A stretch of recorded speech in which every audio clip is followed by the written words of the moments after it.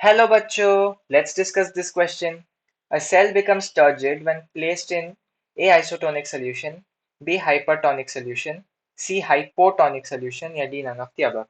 इस क्वेश्चन को सॉल्व करने का जो की कॉन्सेप्ट है वो है आपकी टर्जिडिटी को समझना। टर्जिडिटी कब होता है? टर्जिडिटी के लिए हमें पानी की एंट्री की जरूरत है और क्या चाहिए? इसके लिए आपको एंडोस्मोसिस चाहिए। पानी की एंट्री कब होगी? पानी की एंट्री तब होगी जब बाहर का जो सॉल्यूशन है वो कम कॉन्सेंट्रेटेड हो, मतलब बाहर आपका हाइपोटोनिक सॉल्यूशन हो। हाइपोटोनिक सॉल्यूशन का मतलब क्या है? ज्यादा मात्रा में पानी है और कम मात्रा में सॉल्यूट है। और यदि हम देखें तो एक हाइपरटोनिक सॉल्यूशन में क्या होता है? हाइपरटोनिक सॉल्यूशन में पानी कम होता है और सॉल्यूट ज्यादा होता है। तो आपको पता है पानी का मूवमेंट ज्यादा पानी से कम पानी की ओर होगा। तो पानी का जो मूवमेंट है वो हाइपो से लेकर हाइपर की ओर होगा। तो यदि हम देखें कि हमारे पास एक ऐसा एक सेल है, इस सेल के बाहर हमने ऐसे एक हाइपोटोनिक सॉल्यूशन डाल दिया।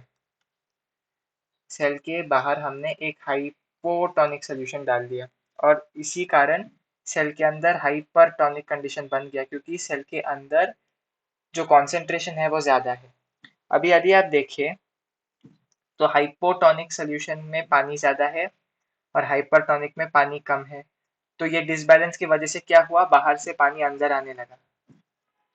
बाहर से पानी अंदर आने लगा और इसकी वजह से जो सेल है वो एक्सपैंड होके आपका टर्जिड हो गया।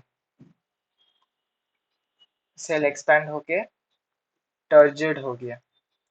तो ये इंपॉर्टेंट चीज थी कि आपको यदि एक सेल को टर्जिड करना है तो बाहर का सॉल्यूशन क्या होना चाहिए? बाहर का आपको हाइपोटोनिक सॉल्यूशन होना चाहिए जिसमें पानी ज्यादा हो और सॉल्यूट कम हो, क्योंकि पानी के मूवमेंट का डायरेक्शन होता है हाइपो से लेकर हाइपर की ओर।